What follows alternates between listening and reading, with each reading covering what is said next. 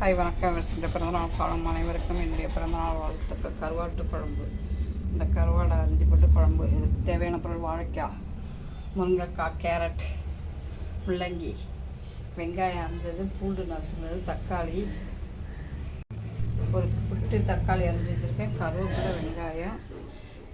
இதில் ஒரு தக்காளி ஒரு வெங்காயம் போட்டு அரைச்சி வச்சுக்கிறேன்.